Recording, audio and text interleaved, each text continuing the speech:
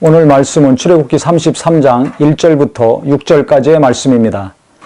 여호와께서 모세에게 이르시되 너는 내가 애굽 땅에서 인도하여 낸 백성과 함께 여기를 떠나서 내가 아브라함과 이삭과 야곱에게 맹세하여 내 자손에게 주기로 한 그 땅으로 올라가라. 모세의 그 목숨을 건 간절한 기도를 통하여서 하나님이 이스라엘 백성들을 가나안 땅으로 인도하시기로 작정을 하셨습니다. 그래서 이제 올라가라 명령하셨는데 내가 사자를 너보다 앞서 보내어 가나안 사람과 아모리 사람과 헷 사람과 브리스 사람과 히윗 사람과 여부스 사람을 쫓아내고 이전에 말씀하신 대로 천사를 먼저 내가 보낼 것이다. 그 천사가 제일 앞에서 너희들을 가나안 땅으로 인도할 것이다. 그 가나안 땅에 살고 있는 모든 거민들을 그 사자가 다 쫓아낼 것이다. 동일한 말씀으로 이스라엘 백성들을 위로하시고 격려하셨습니다. 그런데 3절에 보면 너희를 적과 꿀이 흐르는 땅에 이르게 하려니와 나는 너희와 함께 올라가지 아니하리니 하나님이 함께 하지 않으시겠다는 겁니다. 너희는 목이 곧은 백성인지 내가 길에서 너희를 진멸할까 염려함이라 하시니 그랬습니다. 왜 하나님이 함께 하지 않으시는가? 천사는 앞서 보내셔서 가나안 족속들을 다 쫓아내고 그 땅을 차지하게 하겠지만은 나는 너희들과 함께 할 수가 없다. 왜? 이스라엘 백성들이 목이 곧은 백성들이기 때문이라 그랬습니다. 즉 목이 뻣뻣한 백성들. 목이 뻣뻣하다는 것은 무엇입니까? 불순종하는 자들, 강팍한 자들, 교만한 자들이죠. 하나님 말씀에 순종해야 될 텐데 하나님 말씀에 불순종한 것을 하나님은 너무 충격을 받으신 것입니다. 40일 동안 모세와 함께 대화하시는데 그 40일을 못 참고 그 이전에 번제와 화목제를 드리며 피의 언약을 했는데 그 약속을 제일 먼저 깨트린 자들, 가장 중요한 1계명과 2계명을 범한 자들, 언제 또 이들이 범죄할지 모르기 때문에 목이 곧은 백성이라고 말씀하고 있는 겁니다. 나는 하나님 앞에서 목이 곧습니까? 나는 하나님 앞에서 뻣뻣한 자입니까? 아니면 겸손히 부드럽게 순종하는 자입니까?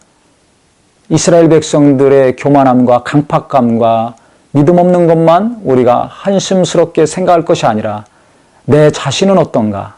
자기 자신을 돌아봐서 하나님 앞에 겸손하고 낮아지는 은혜가 있기를 바랍니다. 하나님이 함께하지 않는 것, 하나님의 임재가 없는 이스라엘 백성들, 무슨 기쁨이 있겠습니까? 그래서 이스라엘 백성들에게는 이 말씀이 큰 슬픔이었습니다. 그래서 4절에 보면 백성이 이 준엄한 말씀을 듣고 슬퍼하여 한 사람도 자기의 몸을 단장하지 아니하니 지금까지 하나님이 함께 하셨는데 우리의 범죄 때문에 우상을 섬기고 금송아지 끌어들인 것 때문에 하나님이 우리에 대한 신뢰를 이루셔서 함께하지 않으신다고 했을 때 이들에게는 큰 슬픔이었습니다. 그래서 몸도 단장하지 않았습니다. 여호와께서 모세에게 이르시기를 이스라엘 자손에게 이르라 너희는 목이 곧은 백성인즉 내가 한순간이라도 너희 가운데 이르면 너희를 진멸하리니 너희는 장신구를 떼어내라. 그리하면 내가 너희에게 어떡할 것인지 정하겠노라 하셨습니다. 이스라엘 자손이 호렙산에서부터 그들의 장신구를 떼어내니라. 그 당시 귀고리, 금 귀고리를 빼내가지고 금송아지 만들었지 않았습니까? 그래서 하나님이 함께하지 않으신다고 했을 때 이들에게 마음이 슬프고 심란해서 치장을 안 했는데 하나님은 장신구 다 떼어내라고 말씀하셨습니다. 나중에 또 그 장신구를 통해서 우상을 만들까봐 하나님이 아예 다 제거하라고 명령하셨죠. 그래서 이들이 장신구 싹 제거하고 떼어냈습니다. 앞으로 다시 범죄할 것을 미리 예방하시는 것입니다. 하나님의 임재가 없는 교회, 하나님의 임재가 없는 예배가 얼마나 슬픈가 우리가 오늘 말씀을 통해서 잘 깨달았으면 좋겠습니다. 하나님의 임재를 경험하지 못하는 심령이 얼마나 불쌍한 심령인가. 금은보화로 화려하게 장식하고 집도 정말 좋은 인테리어에다가 평수도 넓고 대지도 커서 정원도 있고 수입 자재로 다 만들어서 아주 안락하고 포화롭고 평안한 집이라 할지라도 하나님의 임재가 없는 집, 하나님의 함께 하심이 없는 가정은 불쌍한 가정입니다. 예배를 하는데 찬송을 하는데 성도들이 모여서 하나님께 나아가는데 하나님의 임재가 없고 하나님의 함께 하시는 임마누엘 하시는 역사가 없는 예배와 교회라면 얼마나 불쌍한 교회입니까? 저는 오늘 말씀을 통해서 내가 어떤 옷을 입고 어떤 집에 살고 또 어떤 교회 다니든지 하나님이 함께 하시는 가정, 하나님이 함께 하시는 심령, 하나님이 임재하시고 성령이 기름 붓듯 도우시는 예배와 교회가 너무나 소중하다는 걸 다시 한번 깊이 깨달았습니다.